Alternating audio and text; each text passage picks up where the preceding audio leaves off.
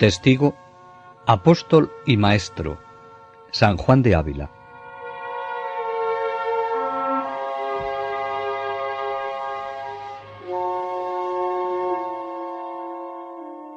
Tiempos recios.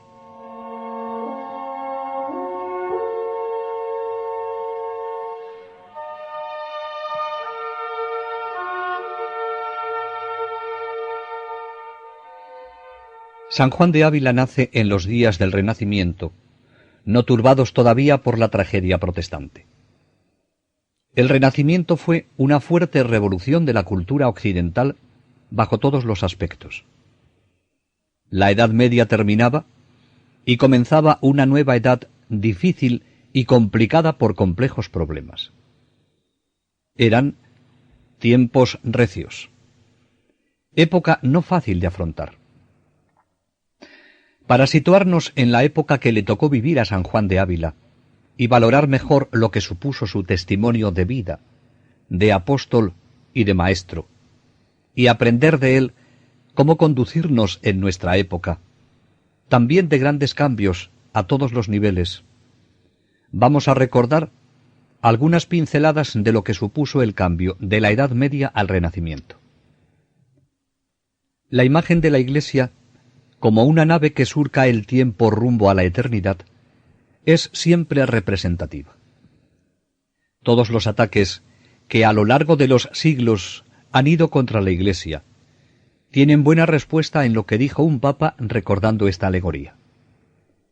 Las tempestades iban pronto a demostrar a quienes la atacaban que sólo Cristo es poderoso para hacerla arribar al puerto.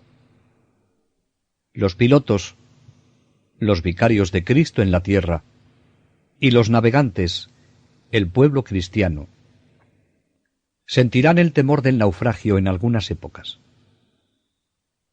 Es lo que ocurrió durante todo el siglo XIV y hasta parte del XVI. De todas partes se alzará al Señor la petición de Pedro: «Sálvanos, Señor, que perecemos». En estos siglos, la nave de Pedro caminaba un poco a la deriva. Con Trento y Lepanto vendrá la calma. Muchas fueron las causas que llevaron a la Iglesia a esta situación.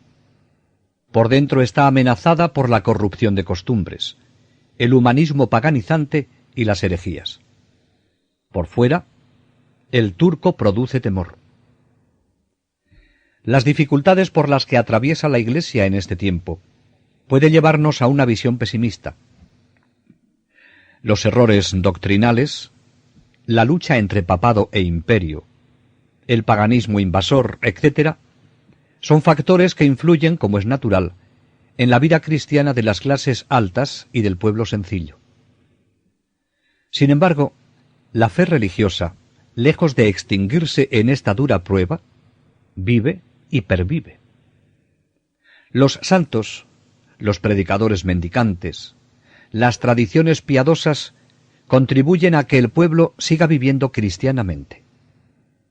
Los papas y los reyes estimularon incesantemente la fidelidad al ideal evangélico, a pesar de las propias deficiencias y a las que cunden por todas partes. Es verdad que en esta época surgen visionarios y pseudoprofetas y crean un catolicismo de miedo. En Europa germinan muchos cristianos no auténticos. Pero además de esto hay dos fuerzas en la vida cristiana. Por una parte, la del pueblo cristiano, que conserva su fe medieval muchas veces mezclada con impurezas supersticiosas y con costumbres relajadas. La ignorancia en materia de fe era grande, pero su fe es íntegra, sin fisuras heréticas. Por otra parte está la predicación popular que reaviva la religiosidad de las gentes sencillas. Los que saben leer, que son minorías entre los seglares, alimentan su espíritu con libros devotos que tanto se multiplican en la Edad Media. Las devociones comunes, heredadas de padres a hijos, son practicadas con gran fidelidad. La vida cristiana en sus líneas generales de dogma y moral, no se agosta en estos siglos. Además, surgen corrientes espirituales más puras y frescas en la misma Edad Media. El empuje que recibirán en la nueva edad que se inicia será notable. En cuanto a las formas selectas de espiritualidad medieval, hay que reconocer que la Edad Media supo reencontrar las más puras vetas de la piedad patrística. Con solicitud y frecuencia acuden a los textos de San Agustín y de San Gregorio. La sed de Dios se reaviva leyendo pasajes de San Agustín como el siguiente. Tarde te amé, oh hermosura tan antigua y tan nueva. Tarde te amé. Tú estabas dentro de mí, y yo había salido fuera de mí, y te buscaba por fuera. Como una bestia me lanzaba sobre las cosas bellas que tú creaste. Tú estabas conmigo, pero yo no estaba contigo. Me tenían atado, lejos de ti, esas cosas que si no estuviesen sostenidas por ti, dejarían de ser. Me llamaste, me gritabas, rompiste mi sordera. Estos soliloquios enamorados, delicia de las almas piadosas de todos los tiempos, se unen como en una gavilla con mano sensible en la Edad Media. Hay, por tanto, elementos típicamente medievales que seguirán vivos en las corrientes posteriores, sin envejecer, por muy modernas y revolucionarias que se consideren. La vida cristiana no estaba arruinada por los visionarios y la decadencia de las costumbres. Sabe enriquecer las herencias cristianas. Tenemos un buen testigo en San Bernardo. Además, las cruzadas hicieron vibrar en las almas el amor a Cristo. La galantería contribuyó a que floreciesen las justas a lo divino en honor a la Virgen. No se pudieron redimir los santos lugares, pero se reconstruyeron en cada corazón. Otros santos empalmaron con la devoción a la pasión de Cristo y a la Eucaristía de San Bernardo. Los frailes mendicantes realizan una maravillosa cruzada de propagación de las devociones cristológicas y marianas. Unos años antes del nacimiento de San Juan de Ávila, el 2 de enero de 1492, con la toma de Granada, se consumó la unidad española.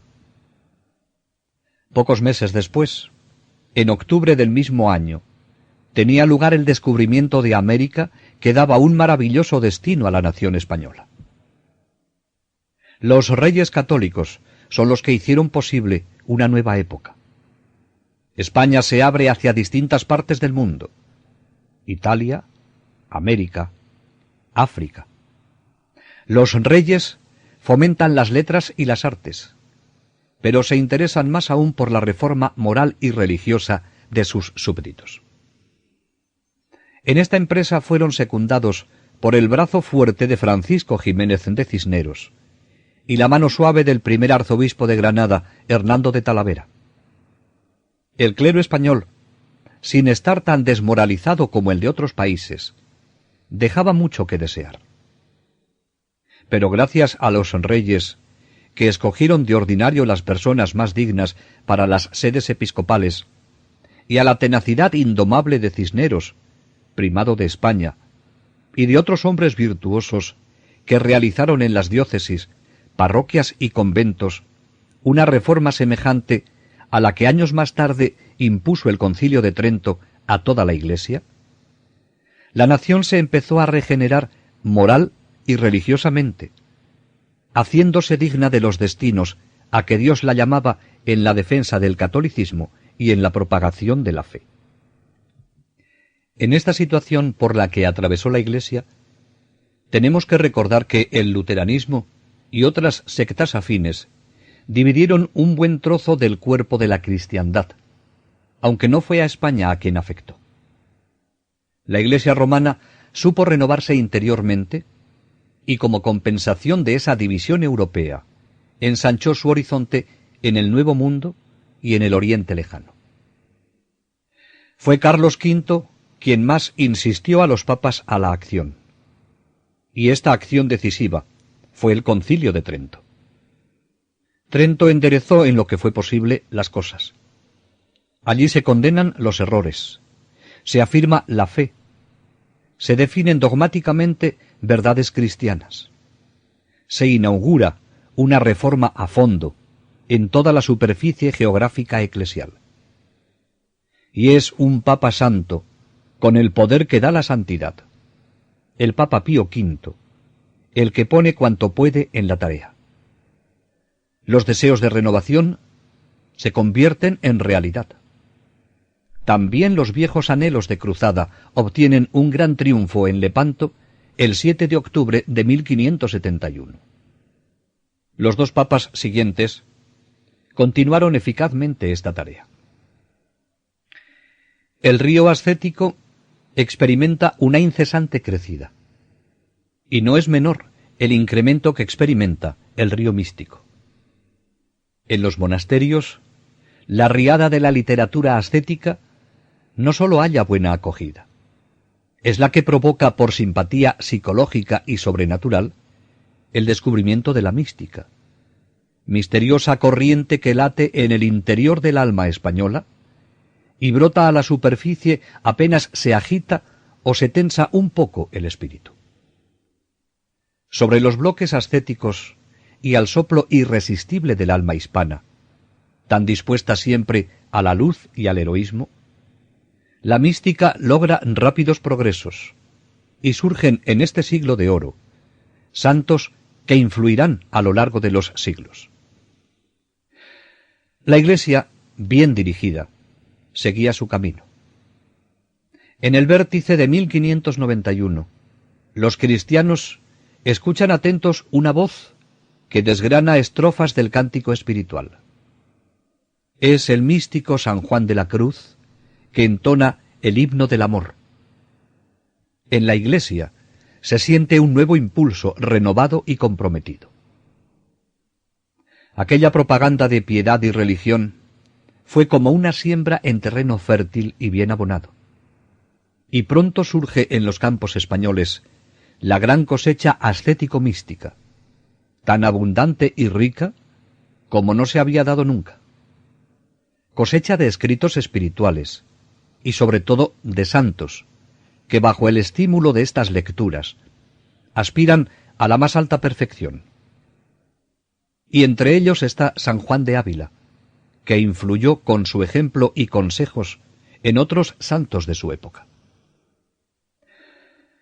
Para poder comprender aquel momento histórico español y para explicar la duradera reforma del clero, hay que prestar atención al afán renovador y de conquista que existe en toda la nación, y particularmente al resurgimiento de los estudios eclesiásticos en las universidades de Alcalá y Salamanca.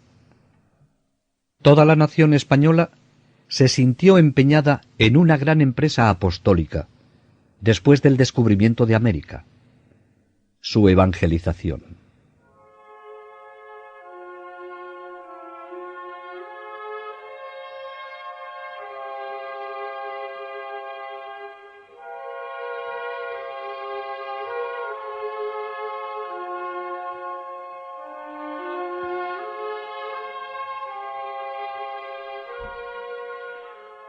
Juan de Ávila, este sacerdote de Cristo, elegido por Dios en esta época de la Iglesia tan agitada y fructífera, responderá a esta elección con un amor, fidelidad y entrega sin reservas. Su vida transcurre desde 1499 o 1500 hasta 1569. La problemática de estos años se puede resumir a la luz de lo que hemos indicado y que podemos sintetizar en dos palabras: Trento y Reforma. Juan de Ávila fue un sacerdote que supo comprometerse personal y pastoralmente en una tarea conciliar y posconciliar.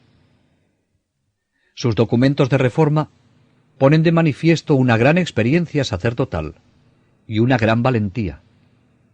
Habla con claridad de la necesidad de una reforma profunda. no sólo señala defectos estructurales y personales, sino, sobre todo, propone soluciones positivas y constructivas, que es el primero en practicar. No ataca a las personas, las ama y trata de servir a la Iglesia con humildad y total desprendimiento, sin buscarse nunca a sí mismo. Su vida es un ejemplo de coherencia, fidelidad y amor a Cristo y a la Iglesia. En este siglo de oro, Juan de Ávila influyó y se relacionó con muchas personas, que también brillaron por su santidad, como Juan de Dios, Ignacio de Loyola, Teresa de Jesús, Pedro de Alcántara, Francisco de Borja, Juan de Ribera, Tomás de Villanueva, Carlos Borromeo, Luis de Granada y otros. Y su influencia se dejará notar en los autores de los siguientes siglos. Para ver lo que algunos de estos santos pensaban de él, no tenemos más que recordar lo que Santa Teresa, llorando al conocer su muerte, decía de él, que era una columna de la Iglesia, con todo el sentido que esta frase tiene. No hay más que acercarse a él para percibir la santidad de su vida, su coherencia, su amor entrañable a Jesucristo, a su pasión, a la Eucaristía, su trato íntimo con él en las largas horas de oración, su fe inquebrantable. Alguien ha dicho con toda verdad que San Juan de Ávila fue uno de los grandes promotores de la vida espiritual en la España de los místicos. Su doctrina alimentó y dirigió a muchos de los que en aquella época llegaron al honor de los altares. Ya hemos recordado a algunos. Fue estimado como maestro espiritual por toda clase de personas.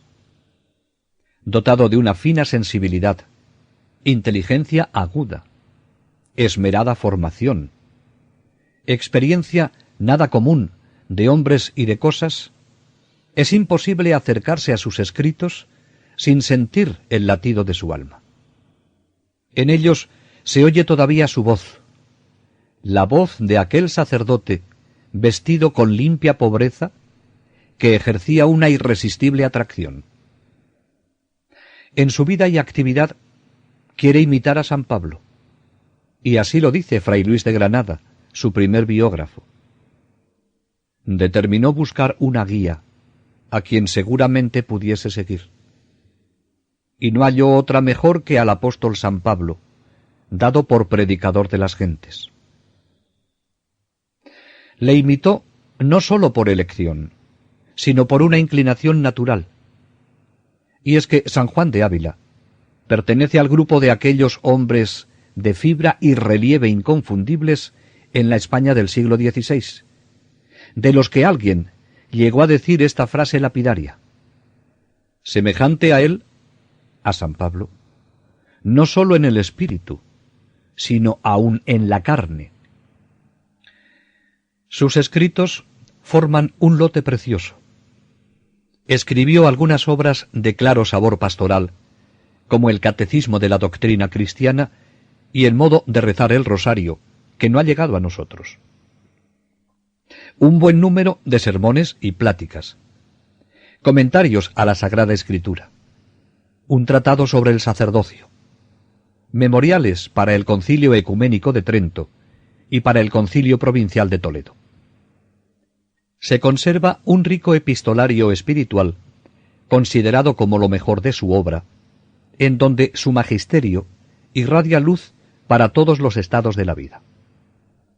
El Audifilia es una joya espiritual de nuestro siglo de oro. Es el único libro que escribió donde expone de forma orgánica las líneas esenciales de su doctrina espiritual. La lectura del Tratado sobre el amor de Dios nos ayuda a penetrar más en su espiritualidad. Tiene también poesías, oraciones y escritos sueltos. Al leer su Tratado sobre el sacerdocio, casi se percibe su autobiografía sacerdotal. Y es que lo que se descubre en estos escritos no es la doctrina de un teórico, de un intelectual, sino lo que piensa, siente y vive el sacerdote que tiene por oficio orar a Dios a favor de los hombres, que ofrece el sacrificio de la misa, que contempla en la oración a Cristo ofrecido en la cruz por la humanidad y se une a Él en su sacrificio. En sus escritos se observa una tendencia a la mística. La voz del predicador arranca de un corazón enamorado, empuja siempre hacia arriba, pero con moderación. La experiencia propia y ajena, la lucidez con que penetra las personas, los tiempos recios que corren y el valor que otorga a la ascética contribuyen al ponderado equilibrio de su doctrina. A las cumbres, dice, se llega antes con la cabeza que con los pies. Su voz es espuela para los lentos, freno para los inquietos y auriga de santos. Por encima de todo, Juan de Ávila es una de las figuras más representativas del siglo XVI.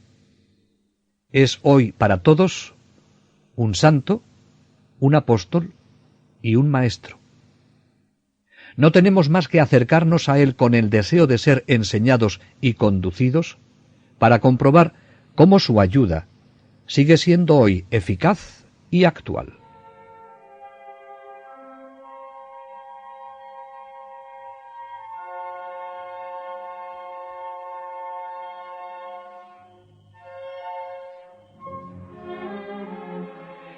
Esta época que le tocó vivir a San Juan de Ávila, de grandes cambios y de profundas reformas, que con tanto acierto supieron vivir y dirigir e impulsar los numerosos santos españoles de estos años, pueden servirnos a los sacerdotes, religiosos y seglares de hoy para saber comportarnos ante esta sociedad nuestra que también ha experimentado profundos cambios y por los papas que el Señor ha puesto para regir su Iglesia, los cuales, con su santidad de vida y su mensaje claro, nos invitan a la fidelidad a Cristo. Pero, como en tiempos de San Juan de Ávila, no faltan los errores, las desviaciones doctrinales y morales, el atractivo de una sociedad que llamamos del bienestar, en la que priva el tener, el ser y el disfrutar a cualquier precio, olvidando o silenciando el mensaje evangélico que nos invita a vivir de acuerdo al plan que Dios tiene para el hombre, y que es en el que se cifra toda nuestra felicidad actual y definitiva. Juan de Ávila se abrió a la vida en los comienzos del siglo XVI, momento importante en la vida de la Iglesia y que en España constituyó el siglo de oro en todos los aspectos, pero en lo referente al religioso, dio como fruto una serie de santos que con su ejemplo y su acción evangelizadora contribuyeron eficazmente a un resurgir de la vida cristiana, apoyada con las verdades de siempre, que son las transmitidas por la revelación de Dios y a las que el cristiano debe ser siempre fiel. En este tercer milenio, en cuya preparación tanta dedicación e interés ha puesto el Papa, nos ha dicho a todos los cristianos que estamos ante un nuevo amanecer, ante el reto de una Iglesia en la que cada sacerdote, cada religioso y cada cristiano debe vivir con mayor compromiso su fe y entrega a Dios, y con su vida y palabra, ser un testigo y evangelizador, y por tanto, ser capaz de llevar la buena noticia en medio de tantas personas que no saben dónde encontrarla, y a esas partes de la sociedad un tanto paganizada. Hoy hay mucha gente que no se apunta a la Iglesia, sino que a veces lo único que parece les interesa es conocer los problemas que en ella existen. Es importante, para cada uno, descubrir la Iglesia que nos toca vivir y descubrir los aspectos positivos que tiene. Porque la Iglesia la hacemos cada uno de nosotros allí donde nos encontramos. no es algo externo a nosotros, y lo que nosotros seamos será la Iglesia. Esto lo sabía muy bien San Juan de Ávila, y por eso se dedicó de lleno a vivir y a predicar, para colaborar en la extensión del reino de Cristo. Porque los santos no son gente calculadora, fría, interesada, que hacen esto o lo otro buscando agradar, y que sólo les gusta hacer lo que a nivel humano resulta importante, sino que son personas que creen de verdad en Jesucristo, al que han entregado su vida. En la medida que caminemos con este ardor y este fervor, con el aliento y entusiasmo recibido de la identificación con Cristo a la que estamos llamados, brotarán esos santos que necesita la Iglesia de hoy. Seremos los gestores de la nueva evangelización y haremos de nuestra vida una hoguera, haciendo así realidad las palabras del Señor. He venido a traer fuego a la tierra, ¿y qué quiero sino que arda? Para Jesús, esa hoguera que recibe su fuego de Él y sabe transmitirlo con su vida y mensaje, es Juan, es Pedro, son las mujeres que le van acompañando, es María, es Agustín, es Ignacio de Loyola, es Teresa de Jesús, es Juan de Ávila. Somos cada uno de nosotros llamados también a la santidad.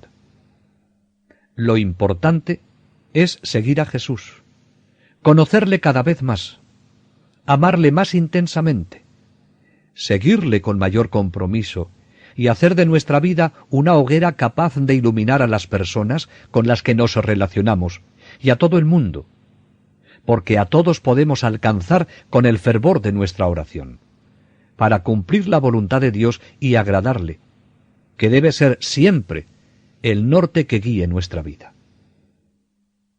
No podemos seguir a Jesús de verdad, ni comunicarlo a los demás, si no vivimos en plenitud nuestra entrega, si estamos cargados de desilusión, apáticos, sin gusto.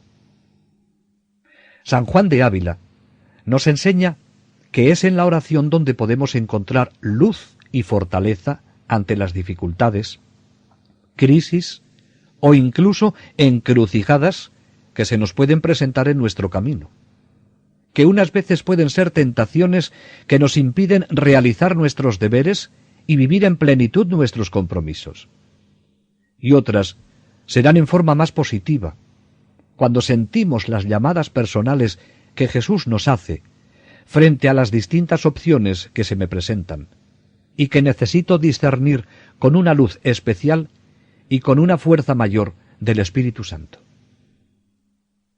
Al contrastar nuestra vida con la de San Juan de Ávila, es posible que comprobemos que necesitamos poner a punto nuestra vida de fe, una fe viva, coherente. Si San Juan de Ávila fue un excelente maestro en la renovación que supo impulsar en su tiempo, ¿por qué no le preguntamos si hay algo en nosotros desajustado, desgastado?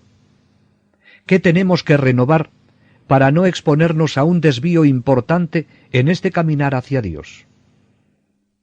Porque la vida cristiana es una peregrinación, un éxodo desde la tierra de la esclavitud hacia la tierra de promisión, hacia el reino definitivo y eterno. Hay que consultar con frecuencia el Evangelio y reflexionar sobre nuestros propios deberes para conocer si vamos por buen camino.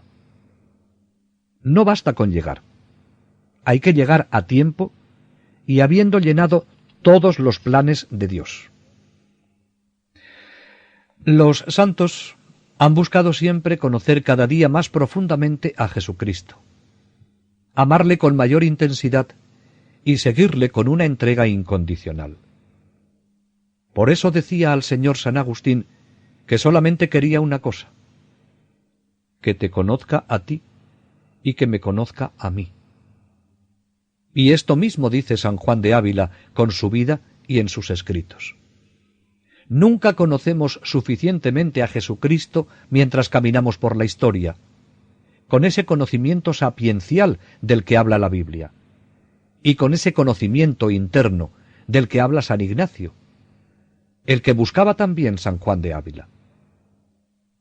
Cuando pedimos conocernos a nosotros mismos, es porque con frecuencia no conocemos suficientemente nuestros rincones y recovecos, las grietas y las simas de nuestro interior, de nuestro subconsciente y de nuestro inconsciente, donde nuestras sombras luchan contra la luz y contra la gracia del Espíritu Santo, que ha venido a sembrar en lo más profundo de nuestro yo, de nuestro interior, la simiente de hijos de Dios. Así como las prisas y los ruidos de nuestra sociedad dificultan la serenidad que se necesita para adquirir este doble conocimiento de Cristo y de nosotros mismos, la oración silenciosa a la que San Juan de Ávila nos invita a dedicar un buen tiempo de nuestra jornada, nos ofrece la oportunidad de que el Espíritu Santo nos ilumine y nos impulse a lograr lo que tanto deseamos. No nos acercamos a la vida y actividad de San Juan de Ávila por curiosidad. Los santos tienen pocas cosas nuevas que enseñarnos. Nos muestran cómo profundizar y hacer vida las enseñanzas de Jesús, cómo conocerle, amarle y seguirle. San Juan de Ávila nos invita a vivir con el ardor y fervor con que él lo logró. Hay que penetrar a fondo en su vida y en cada uno de sus escritos si queremos sacar el fruto que la Iglesia pretende de los santos, que sean nuestros modelos e intercesores. Si nos acercamos a su vida y escritos con este espíritu, sacaremos mucho fruto para nuestra vida espiritual.